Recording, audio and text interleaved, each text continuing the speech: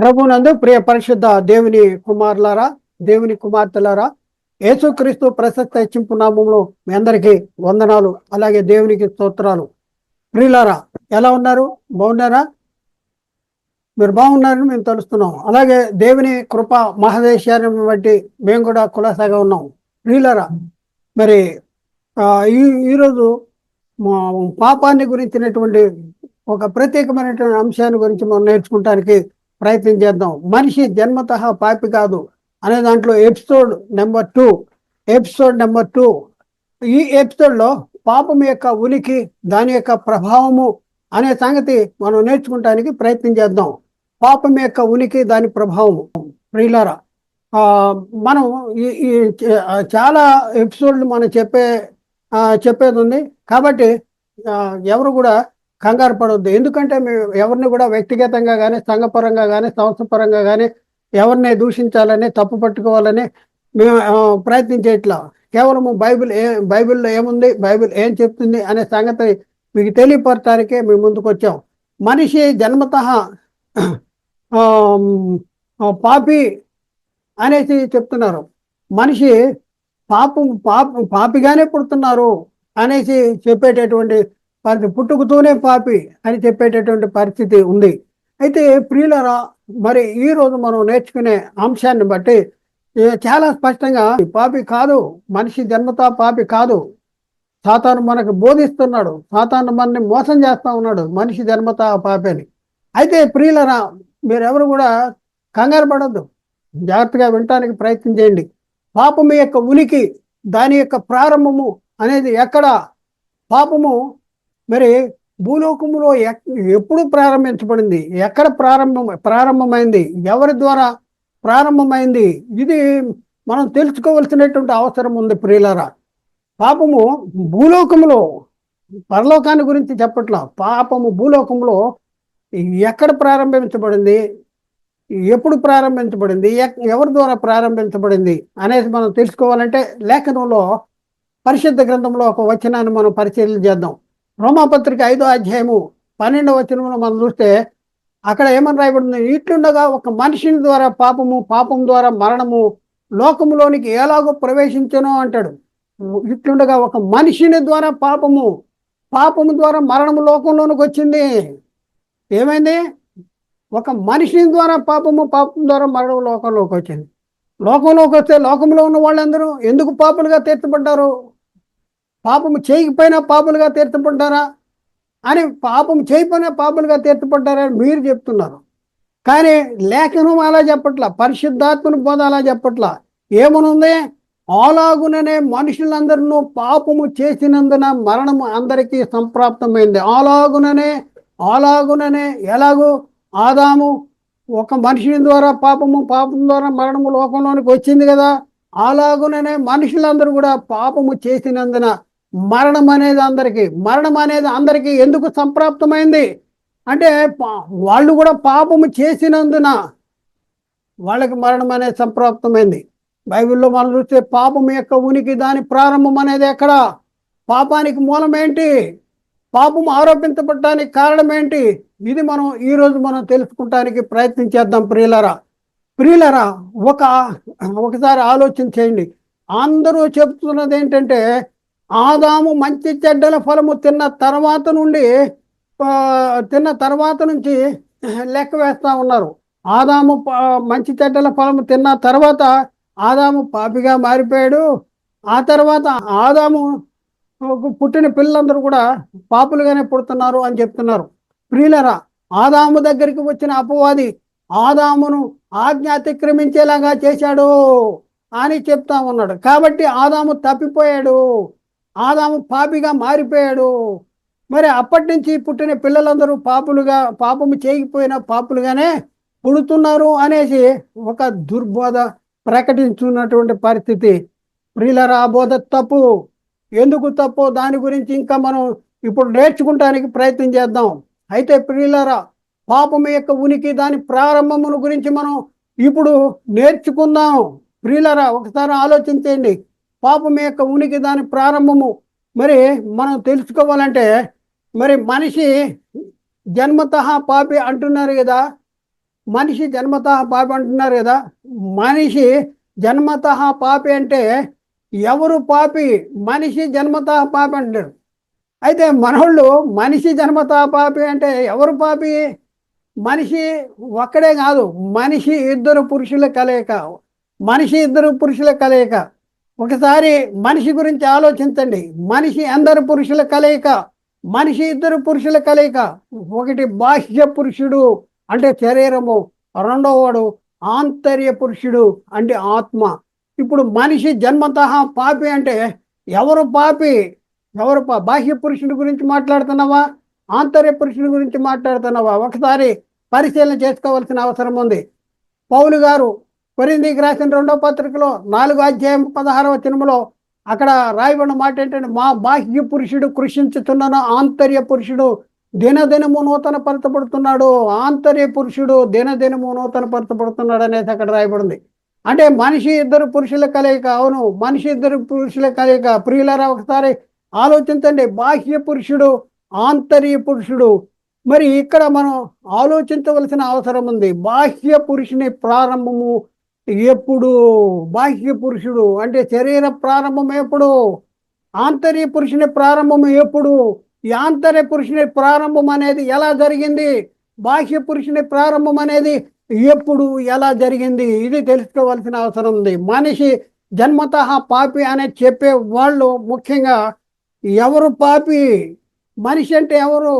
మనిషి ఇద్దరు పురుషుల కలయిక. ఒకటి బాహ్య పురుషుడు, రెండు ఆంతర్య పురుషుడు. అయితే ఈ బాహ్య పురుషుడు, ఆంతర్య పురుషుల్లో ఎవరు పాపి? బాహ్య పురుషుడు పాప, ఆంతర్య పురుషుడు పాప? నువ్వెవరి గురించి మాట్లాడుతున్నావు? ఒకసారి ఆలోచన చేసుకోవాల్సిన అవసరం ఉంది. ప్రియులారా, పాప స్వభావం అనేది ఎవరిలో ఉంది? పాప స్వభావము అనేది ఎవరిలో ఉంది? బాహ్య పురుషుల్లో ఉందా, ఆంతర్య పురుషుల్లో ఉందా? ఇది మనం తెలుసుకోవాల్సిన అవసరం ఉంది. పాప స్వభావం అనేది ఎవరిలో ఉంది? బాహ్య పురుషుల్లో ఉందా లేక ఆంతర్య పురుషుల్లో ఉందా? ఇది తెలుసుకోవాల్సినటువంటి అవసరం ఉంది. ప్రియులరా, మరి ఒకసారి ఆలోచించండి. నేను అంటే ఎవరు? నేను అంటే ఎవరు? నేను అంటే బాహ్య పురుషుడా, ఆంతర్య పురుషుడా? ఎవరు? నేను అంటే బాహ్య పురుషుడా, ఆంతర్య పురుషుడా? మనిషి జన్మతః పాపి అనేవాళ్ళు తెలుసుకోవాల్సినటువంటి ప్రాముఖ్యమైనటువంటి సంగతులు ఇప్పుడు చెప్తున్నాం. చాలా జాగ్రత్తగా వినండి, అర్థం చేసుకోవడానికి ప్రయత్నం చేయండి. మరి అర్థం చేసుకుని సత్యాన్ని గ్రహించడానికి ప్రయత్నం చేయండి. ప్రియులరా, నేను అంటే ఆంతర్య పురుషుడు. ఆంతర్య పురుషుడు. ఇది నా తల, ఇది నా ముక్కు, ఇది నా చెయ్యి, ఇది నా ఒళ్ళు అన్నావు, ఇది నా చొక్క అని చెప్తున్నా, ఇది నా ఇల్లు అన్నావు. నా నా నా అంటున్నా. ఎవరు నువ్వు? ఎవరు నువ్వు? నా తల, నా ముక్కు, నా చెయ్యి, నా ఒళ్ళు అంటున్నా. ఎవరు నువ్వు? ఎవరు? ఎవరు నా ఒంట్లో బాగోలేదు అంటున్నాడు. ఎవరి ఒంట్లో బాగలేదు? నా ఒంట్లో అంటాడు. ఎవరు నువ్వు అనేసి మనం పరిశీలన చేస్తే వాడే ఆంతర్య పురుషుడు. నా ఇల్లు, నా ఒళ్ళు, నా గుడారము, నా తల అంటున్నావు. ఎవరు నువ్వు అంటే వాడే ఆంతర్య పురుషుడు, ఆత్మ. కాబట్టి ప్రియులరా, బాహ్య పురుషుడు అంటే శరీరము, ఆంతర్య పురుషుడు అంటే ఆత్మ. ఇద్దరు పురుషుల్లో ఎవరిలో పాప స్వభావం ఉంది? బాహ్య పురుషుడిలో పాప స్వభావం ఉందా లేక ఆంతర్య పురుషుడిలో పాప స్వభావం ఉందా? ఒకసారి మనం పరిశీలన చేసుకోవాల్సిన అవసరం ఉంది. బాహ్య పురుషుడు అంటే శరీరములో పాప స్వభావం ఉందా? ఆంతర్య పురుషుడు అంటే ఆత్మలో పాప స్వభావం ఉందా?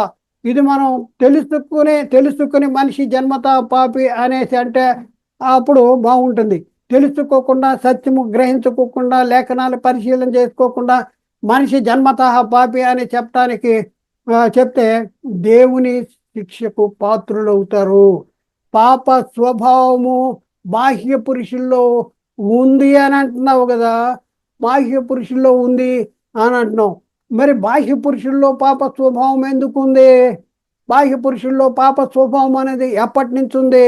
బాహ్య పురుషుల్లో పాప స్వభావం అనేది ఎందుకు ఉంది? ఇది కూడా మనం తెలుసుకోవాల్సిన అవసరం ఉంది. మరి ముఖ్యంగా ప్రియులరా, మరి బాహ్య పురుషుల్లో పాప స్వభావం ఉంది అంటున్నావు. అలాగే ఆంతర్య పురుషుడులో అనగా ఆత్మలో పాప స్వభావం ఉందా? పాప స్వభావము లేదా? ఉంటే ఎందుకు ఉంది, లేకపోతే ఎందుకు లేదు? ఇది మనం నేర్చుకోవలసినటువంటి అవసరం ఉంది. ఆంతర్య పురుషుల్లో పాప స్వభావము ఉందా? ఉంటే ఎందుకు ఉంది? లేకపోతే ఎందుకు లేదు? గ్రహించావా? ఎప్పుడైనా ఆలోచించావా? అయితే దీన్ని ఇప్పుడు మనం తెలుసుకుంటానికి ప్రయత్నం చేద్దాం. పాప ఆత్మలో పాప స్వభావం అనేది లేదు. ఆత్మలో పాప స్వభావం అనేది లేదు. ఇది ముద్ర వేసుకోవలసినటువంటి అవసరం ఉంది.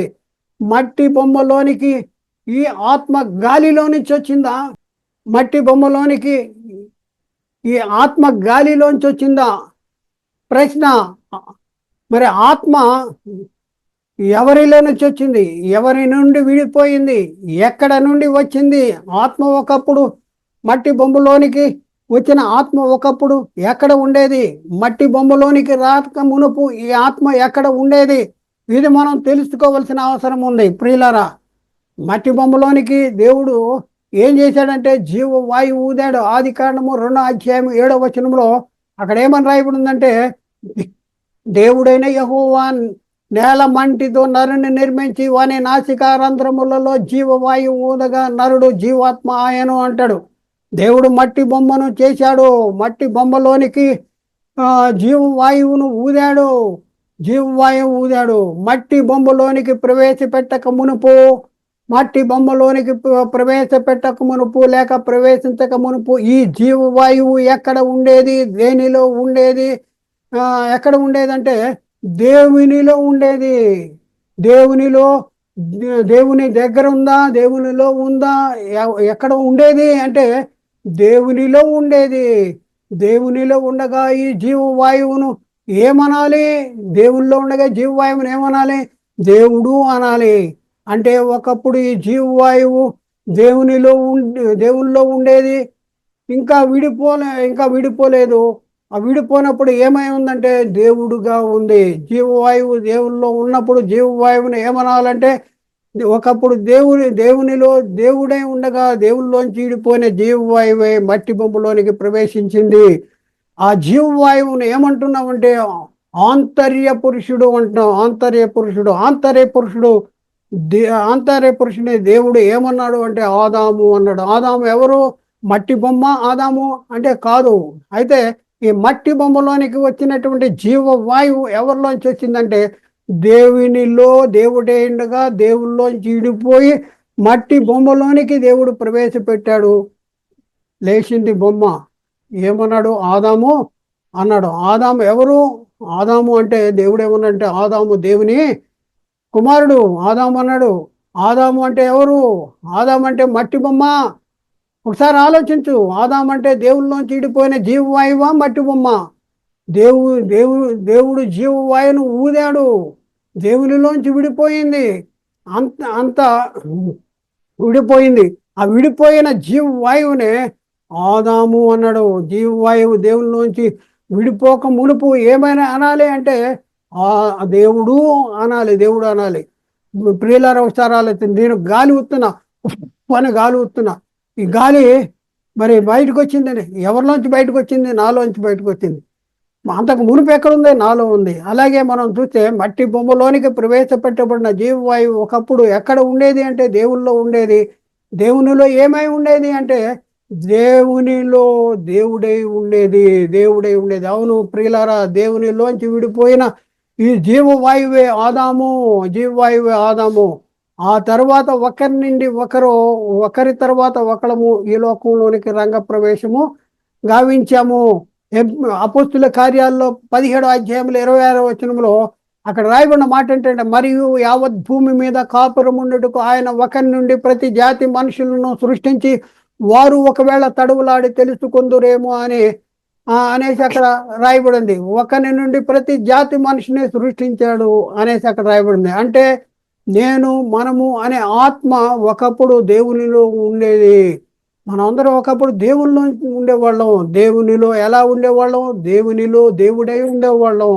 దేవుల్లో దేవుడే ఉండగా దేవుల్లోంచి విడిపోయాము.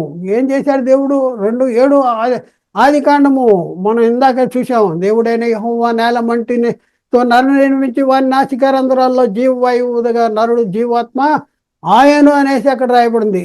దేవుని నుండి విడిపోయిన ఆత్మ యొక్క స్వభావం ఏంటి? ఆత్మ ఎక్కడి నుంచి విడిపోయిందంటే దేవుని నుండి విడిపోయింది. మరి నేను మనమన్న ఆత్మ ఎవరి నుంచి విడిపోయింది? దేవుని నుండి విడిపోయింది. ఆదాము అనే ఆత్మ ఎవరి నుంచి విడిపోయింది? దేవుని నుండి విడిపోయింది. దేవుని నుండి విడిపోయిన ఆత్మ యొక్క స్వభావం ఏంటి? ఒకసారి ఆలోచించండి ప్రియులారా. వేరొక ప్రశ్న వేద్దాం. దేవునిలో దేవుడేంటిగా దేవునిలోంచి విడిపోయిన ఆత్మయే ఈ ఆంతర్య పురుషుడు. ఈ ఆంతర్య పురుషుని యొక్క స్వభావం ఏంటి? ఆంతర్య పురుషుని యొక్క స్వభావం ఏంటి? ఆత్మ పాప స్వభావం కలిగినదా? నేను అంటే ఎవరో మనం తెలుసుకున్నాం. నేను అంటే ఆత్మ అన. మరి ఈ ఆత్మ దేవుల్లోంచి విడిపోయింది అంటున్నాం. మరి దేవునిలో విడిపోయిన ఆత్మ ఎలాంటి స్వభావం కలిగి ఉంటుంది? పాప స్వభావం కలిగి ఉంటుందా? ఈ ఆత్మ ఎక్కడి నుంచి విడిపోయింది? దేవునిలోంచి విడిపోయింది. దేవుడు నే నేను ఏమై ఉన్నాను అని అంటున్నాడు. దేవుడు ఏమని అంటున్నాడు? నేను పరిశుద్ధుణ్ణే గనక మీరు కూడా పరిశుద్ధులుగా ఉండాలి అంటాడు. నేను పరిశుద్ధుణ్ణి. దేవుడు ఎలాంటి వాడంటే దేవుడు పరిశుద్ధుడు. పేతురు రాసిన మొదటి పత్రిక 1:14 వచనంలో నేను పరిశుద్ధుడై ఉన్నాను కనుక మీరు పరిశుద్ధులై ఉండుడని వ్రాయబడి ఉన్నది. అలాగే పేతురు రాసిన మొదటి పత్రిక 1:16 వచనంలో మిమ్మల్ని పిలిచిన వాడు పరిశుద్ధుడై ఉన్న ప్రకారము మీరు సమస్త ప్రవర్తన యందు పరిశుద్ధులై ఉండుడి అనేసి అక్కడ రాయబడింది. కాబట్టి ప్రియులారా, దేవునిలోంచి విడిపోయిన ఆత్మ పరిశుద్ధమైనదా కాదా? ఒకసారి ఆలోచన చేసుకోవాల్సింది. దేవుడు నరుని ఎవరి స్వరూపంలో సృజించాడు? ఇది గ్రహించవలసినటువంటి అవసరం ఉంది. దేవుడు నరుని ఎవరి స్వరూపము? నరుడు ఎవరి స్వరూపము అంటే ఇక్కడ స్వరూపం అంటే కాలు, చేయి, ముక్కు ఇది కాదు. స్వరూపం అంటే దేవుని స్వరూపం అంటే దేవుడు కలిగి ఉన్న గుణ లక్షణాలు. ఆదికాండము 2వ అధ్యాయంలో 1వ అధ్యాయంలో 26, 27 వచనాల్లో మనం చూస్తే దేవుడు మన స్వరూపమున మన పోలిక చొప్పున నరులను చేయదము అనేసి అక్కడ రాయబడింది. ఆదికాండము 1వ అధ్యాయం 27వ వచనంలో దేవుడు తన స్వరూపం ముందు నరుని సృజించెను, దేవుని స్వరూపం ముందు వారిని సృజించెను అనేసి అక్కడ రాయబడింది. మన పోలిక, మన స్వరూపం అంటే గడ్డం, మీసాలు, ఎత్తు, లావు, పొడుగు కాదు ప్రియులరా, కాదు. దేవుని స్వరూపం అంటే దేవుడు కలిగి ఉన్నటువంటి గుణ లక్షణాలు, దేవుని క్యారెక్టర్. దేవుడు మన స్వరూపమున మన పోలిక చొప్పున నరులని చేద్దామన్నాడు. అవును, మట్టి బొమ్మలోనికి ప్రవేశపెట్టబడిన ఈ జీవ ఆత్మ దేవుని స్వరూపము. ఈ ఆత్మ ఎక్కడ నుండి విడిపోయింది? ఈ ఆత్మ దేవునిలో నుంచి విడిపోయింది. దేవునిలో నుంచి విడిపోయిన ఆత్మ ఎవరి స్వరూపము అంటే దేవుని స్వరూపము. ఇప్పుడు చెప్పండి, ఆదాము అంటే మట్టి బొమ్మ, లేకపోతే మట్టి బొమ్మలోనికి ప్రవేశపెట్టబడిన జీవాత్మ? మరి ఈ మట్టి బొమ్మ కాదు. ఆదాము అంటే మట్టి బొమ్మ కాదు. ఒకప్పుడు దేవుల్లో ఉండగా, దేవుడై ఉండగా దేవుల్లోంచి విడిపోయినటువంటి జీవ వాయువే మీ మట్టి బొమ్మలోనికి ప్రవేశపెట్టబడింది. ఆదాము అన్నాడు దేవుడు. నేను అంటే ఎవరు? శరీరము, ఆత్మ. ఒకసారి ఆలోచించండి. నేను అంటే ఎవరు? శరీరము, ఆత్మ. అంటే శరీరము కాదు నేను అంటే. చూడండి ప్రియులారా, నేను అంటే శరీరము కాదు, ఆత్మ. మరి ఆత్మకి ఉన్న క్యారెక్టర్ ఏంటి? స్వభావం ఏంటి? దేవుని స్వరూపంలో సృజించబడింది. దేవుడు పరిశుద్ధుడే ఉన్నాడు, మన కూడా పరిశుద్ధులుగా ఉండాలంటాడు. మరి ఆ దేవునిలోంచి విడిపోయిన ఆత్మ పాప స్వభావము కలిగిందా? పాప కాదు. ఆత్మ పాపి కాదు. మరి ఆత్మ పాపి కాదు. మరి ఆత్మ ఎవరు అంటే మన వాళ్ళకి అర్థం కాదు ఏంటంటే, ఆత్మ అంటే నేను అంటే ఎవరో కూడా తెలవనటువంటి పరిస్థితి. మనం ముందే చెప్పాం, మనిషి ఇద్దరు పురుషుల కలయిక, బాహ్య పురుషుడు, ఆంతర్య పురుషుడు అంటే. ఇప్పుడు నేను అంటే ఎవరు? బాహ్య పురుషుడా, ఆంతర్య పురుషుడా? ఒకసారి మనం తెలుసుకోవాల్సిన అవసరం ఉంది. నా పేరేంటంటే రంగారావు అని అంటున్నాం. మరి ఒకసారి నేను చనిపోయాను అనుకోండి, రంగారావు గారు వెళ్ళిపోయాడండి, పాపం వెళ్ళిపోయాడు అని అంటున్నారు. అంటే ఇంకొక ఆయన వచ్చి ఏమంటున్నాడంటే, ఈ పెట్టిలో ఉన్నాడు కదండి, పెట్టిలో ఉన్నాడు కదా అని వెళ్ళిపోయారని అంటున్నారేంటి అంటే, అప్పుడు ఇంకొక ఆయన అంటాడు, అయ్యా పెట్టిలో ఉన్నది రంగారావు కాదు, రంగారావు వెళ్ళిపోయాడు. అవును, వెళ్ళిపోయిన వాడే రంగారావు. మరి పెట్టిలో ఉన్నవాడు ఎవరు? దాన్ని ఏమంటారు? దాన్ని శరీరము అని కూడా అనరు, శవము అంటారు. శవం అంటారు. ఆత్మ వెళ్ళిపోయిన తర్వాత దాన్ని శరీరం అనరు, శవము అంటారు. ఒకప్పుడు రంగారావు అందులో ఉన్నాడు, ఖాళీ చేసి వెళ్ళిపోయాడు. అంటే ఆంతర్య పురుషుడు ఎక్కడ నుండి వచ్చాడు, దేనిలో నుండి వచ్చాడు అనేసి మనం పరిశీలన చేస్తే, ఆంతర్య పురుషుడు దేవునిలోంచి విడిపోయాడు. దేవునిలో ఆంతర్య పురుషుని యొక్క పోలిక ఏంటి? ఆదాము దేవుని పోలిక. దేవుడు తన పోలిక చొప్పున తన స్వరూపమందు నరుని సృజించాడు. అయితే దేవుడు ఏమై ఉన్నాడంటే దేవుడు పరిశుద్ధుడు. దేవుడు ఏమై ఉన్నాడంటే దేవుడు ఆదామును ఎలా సృజించాలనుకున్నాడు? దేవుడు తన పోలిక చొప్పున తన స్వరూపమందు సృజించాలనుకున్నాడు. స్వరూపం అంటే ఆకార నిర్మాణం కాదు, దేవుడు కలిగి ఉన్నటువంటి గుణ లక్షణాలు కలిగిన వాడుగా ఉండాలని దేవుడు కోరుకున్నాడు. దేవుడు తన వారసుడిగా ఉండాలని కోరుకున్నాడు. కాబట్టి ఆంతర్య పురుషుడు పరిశుద్ధమైన వాడా కాదా, పాపంతో కూడిన వాడా? మనం పరిశీలన చేస్తే కాదు, కాదు కదా. అవును, ఆంతర్య పురుషుడు పరిశుద్ధుడు. ఆంతర్య పురుషుడు మరి దేవుని స్వరూపము కలవాడు. ఆత్మ ఆత్మ దేవుని స్వరూపము, దేవుని నుంచి ఇడిపోయింది. ఒకప్పుడు దేవుల్లో దేవుడేండుగా దేవుని నుంచి ఇడిపోయిన జీవవాయువే ఆత్మ. ఆత్మను పంచుకు పుట్టిన వాళ్ళమే నేను, మనం అందరము. ఈ ఆత్మ ఎలాంటిది అంటే పరిశుద్ధమైనది. అంటే ఆత్మ యొక్క స్వభావం ఏంటి? దేవుని స్వరూపము, దేవుని పోలిక. మరి ఆత్మ ఎలాంటిదంటే దేవుడు పరిశుద్ధుడు. మన కూడా పరిశుద్ధులుగానే దేవుడు సృజించాడు. ఇకపోతే మనం పరిశీలన చేసుకుంటే మరి ఇక్కడ మనం రెండో పాయింట్ ఏంటంటే ఈ శరీరం యొక్క స్వభావం ఏంటి? ఆంతర్య పురుషుని గురించి మనం నేర్చుకున్నాం. మనిషి ఇద్దరు పురుషుల కలయికలో ఆంతర్య పురుషుడు ఆత్మ గురించి మనం నేర్చుకున్నాం. ఇప్పుడు బాహ్య పురుషుడి గురించి మనం నేర్చుకుందాం. శరీరం యొక్క స్వభావం ఏంటి అనేది మనం నేర్చుకుంటే ఈ శరీరం గురించి అంటే బాహ్య పురుషుని గురించి ఆలోచిస్తే బాహ్య పురుషుడు అనగా శరీరము. ఈ శరీరం ఎక్కడి నుండి తీయబడింది? మంటిలో నుండి తీయబడింది, లేక ప్రకృతిలో నుండి తీయబడింది. మంటి నుండి అనగా ప్రకృతి నుండి తీయబడినటువంటి ఈ శరీరం యొక్క స్వభావం ఏంటి అనేది మనం పరిశీలన చేస్తే ఈ శరీరం యొక్క స్వభావం ఏంటి అనేది బైబిల్లో చాలా స్పష్టంగా ఉంది. కానీ మనకు అర్థం కాకుండా చేస్తున్నాడు సాతానుగాడు. అవును, శరీరం యొక్క స్వభావం ఏంటో అనేది బైబిల్లో చాలా స్పష్టంగా ఉంది. మనము ఎప్పుడైనా గ్రహించామా? ఈ శరీరం అండి ఎక్కడ తీయబడింది? ప్రకృతి తీయబడింది. ప్రకృతికి లోబడిపోద్ది, ప్రకృతి చేత ఆకర్షించబడుద్ది, ప్రకృతికి లోబడిపోయేటటువంటి శరీరము. ఈ శరీరం ఎలాంటిదంటే ఈ శరీరము దేవుని చిత్తాన్ని జరిగించనటువంటిది. దేవుని చిత్తానికి వ్యతిరేకంగా క్రియలు జరిగించేది. ఈ శరీరము దేవుని మాట వినదు. ఈ శరీరము యొక్క తత్వము అదే, శరీరం యొక్క తత్వం అదే. దానికి కావాల్సింది ఏంటంటే కేవలము 3 పూట్లు తిండి కావాలి, 3 పూట్లు తిండి కావాలి. అయితే ఈ శరీరము ఏం చేస్తుందంటే మన మోసం చేస్తుంది. ప్రియులారా, మనల్ని మోసం చేస్తుంది. నెల జీతం అంతా ఎవరి కోసం ఖర్చు పెడుతున్నాం ఒకసారి మనం పరిశీలన చేసుకోవాలి. మనము ఈ శరీరానికి ఎంత ఖర్చు పెడుతున్నాము? నెల జీతము ఎవరి కోసం ఖర్చు పెడుతున్నాము? నెల జీతము దేనికోసం ఖర్చు పెడుతున్నాము? ఒకసారి ఆలోచించుకోండి. ఆత్మ కోసం ఎంత ఖర్చు పెడుతున్నావు?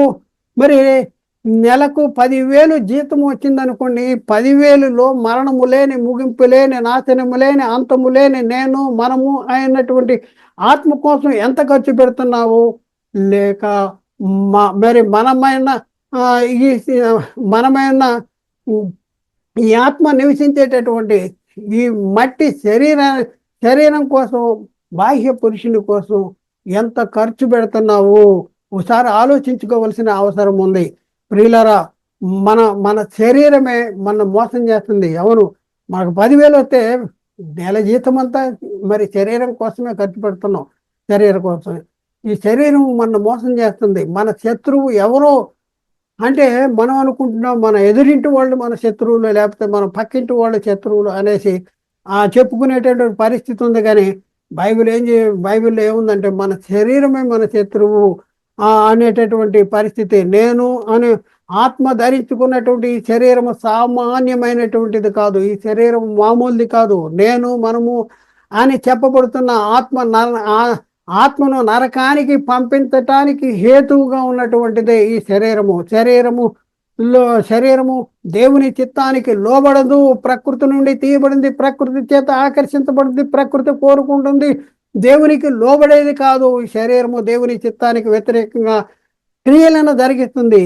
అంటే ఆత్మకు ధరింపజేసినటువంటి ఈ శరీరము నేను నేను అనే ఆంతర్య పురుషుడికి ధరింపజేసినటువంటి ఈ బాహ్య పురుషుడైన ఈ శరీరం ఎలాంటి స్వభావం కలిగి ఉంది ఒకసారి ఆలోచిస్తే దేవునికి లోబడదంట.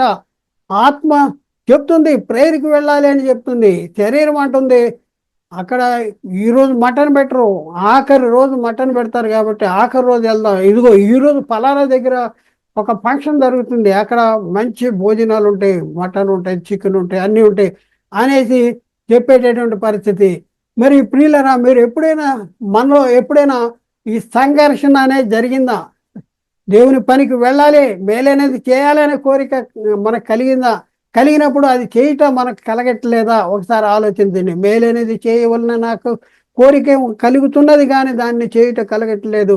దాన్ని చేయనది నేను కాదు కానీ నాయందు అనగా నా శరీరం ముందు నివసించు పాపమే అంటాడు. శరీరములో పాప స్వభావం ఉంది, అది మొన్న మేలు చేయాలంటే చేయనటువంటి పరిస్థితి ఉంది. ఈ సంఘర్షణ అనేది ఎప్పుడు జరుగుతూ ఉంది. ఆత్మ శరీరానికి, శరీరం ఆత్మకు విరోధంగా అపేక్షిస్తూ ఉంటాయంట. శరీరమేమో మన్నులో కలిసిపోద్ది. ఆత్మ ఎక్కడికి వెళ్ళాలి? దేవుని దగ్గర నుంచి వచ్చింది, దేవుని దగ్గరికి వెళ్ళాలి. అయితే ఈ ఆత్మ ఏం చేస్తుంది, ఈ శరీరం ఏం చేస్తుందంటే నేను మనమైన ఆత్మను పరలోకానికి వెళ్ళకోకుండా అది విరోధంగా అపేక్షించేటటువంటి పరిస్థితి. గల్తీ పత్రిక 5వ అధ్యాయము 17వ వచనంలో శరీరము ఆత్మకును, ఆత్మ శరీరానికి విరోధంగా అపేక్షిస్తూ ఉంటాయంట. కోరికలు, శరీరం కోరిక వేరు, ఆత్మ కోరిక వేరు, ఇవి ఒకదానికొకటి వ్యతిరేకంగా ఉన్నవి కనుక మీరేమి చేయ నిశ్చయింతురో అవి మీరు చేయక ఉంటారు. మనం చేయాలనుకున్నది చేయలేకపోతున్నాం. ఎందుకంటే శరీరము పోరాడుతుంది పోరాడుతుంది పోరాడుతుంది. రోమపత్రిక 8వ అధ్యాయంలో 5, 6, 7 వచనాల్లో శరీరానుసారులు శరీర విషయం మీద మనసుంతురు, ఆత్మానుసారులు ఆత్మ విషయం మీద మనసుంతురు. శరీరానుసారమైన మనస్సు మరణము, ఆత్మానుసారమైన మనస్సు జీవమును సమాధానమై ఉన్నది. ఏలేగా శరీరానుసారమైన మనస్సు అంట అది దేవునికి విరోధమైనది, అది దేవుని ధర్మశాస్త్రమునకు లోబడదు, ఎంత మాత్రమును లోబడదు. నేను అనే ఆత్మకు లేక ఆదాము అనే ఆత్మకు దేవుడు ధరింపజేసిన శరీర స్వభావము మరి ఎలాంటిదో మనం ఒకసారి పరిశీలన చేశాం కదా. శరీరంలో పాప స్వభావం ఉన్నది అని మనం ఇప్పుడు వరకు మనం నేర్చుకున్నాం. అయితే ఒక ప్రాముఖ్యమైనటువంటి సంగతి ఏంటంటే, అయితే దేవుడు ఆదాముకు ధరింపజేసినటువంటి, ఆదాము అనే ఆత్మకు ధరింపజేసినటువంటి ఈ శరీరంలో పాప స్వభావం అనేది ఎప్పటి నుంచి ఉంది? ఈ శరీరంలో, మన శరీరంలో లేకపోతే ఆదాము శరీరంలో పాప స్వభావం అనేది ఎప్పటి నుంచి ఉంది? ఇది మనం తెలుసుకోవాల్సిన అవసరం ఉంది. దేవుడు ఆదాము అనే ఆత్మకు ధరింపజేసిన శరీరం ఎలాంటిది? శరీరం అంటే పాప స్వభావము కలిగిన శరీరము. ఎప్పటి నుంచి పాప స్వభావము ఈ శరీరంలో కలిగి ఉన్నది? అది అది అది మనం తెలుసుకోవాల్సిన అవసరం ఉంది. ఎప్పటి నుంచి మనం తెలుసుకోవాల్సిన అవసరం ఉంది. దేవుడు ఆదామును సృజించినప్పుడే ఆదామును ఆత్మకు ధరింపజేసిన శరీరంలోనే ఈ పాప స్వభావం ఉంది. మళ్ళీ చెప్తున్నా, దేవుడు ఆదాముకు ధరింపజేసిన శరీరంలోనే ఏదైతే శరీరం ఉందో, నేలమట్టితో నిర్మించాడో, బొమ్మను చేశాడో, ఆ బొమ్మలో ఆ శరీరంలోనే పాప స్వభావం ఉన్నది అంటాడు. పాప స్వభావము ఉంది అంటే దేవుడు పాప స్వభావము కలిగినటువంటి శరీరాన్ని ఇవ్వటం అంటే మరి పాపిగా పుట్టించాడా అనే ప్రశ్న వేస్తారు. పాపిగా పుట్టించలేదు. ఇక్కడ మనం చూస్తే శరీరము పాప స్వభావం ఉన్నంత మాత్రంలో ఆత్మపై పాపము ఆరోపించబడుద్దా? ఒక ప్రశ్న వేస్తే బైబిల్ ఏం చెప్తుందంటే, శరీరము పాప స్వభావం ఉన్నంత మాత్రంలో ఆత్మపై పాపము ఆరోపించబడదు అనేసి బైబిల్ చెప్తుంది. ఆదాము అనే ఆత్మకు దేవుడు ధరింపజేసిన శరీరంలోనే పాప స్వభావము ఉందా లేదా అనేసి మనం ఇప్పుడు చూసాం. ఆదాముకు ధరింపజేసిన శరీరంలోనే పాప స్వభావం ఉంది, కానీ ఆదాము అనే ఆత్మకులో పాప స్వభావము అనేది లేదు. కాబట్టి ఆలోచించేయండి ప్రియులారా, అర్థం చేసుకోండి, సత్యాన్ని గ్రహించండి, సత్యానికి లోబట్టడానికి ప్రయత్నం చేయండి. దేవుడు మాట్లాడిన ప్రతి మాట ప్రతి ఒక్క హృదయంలో నీరుగట్టి ఫలింపు చేయనుగాక. ఆమెన్. అందరికీ వందనాలు, దేవునికి స్తోత్రాలు.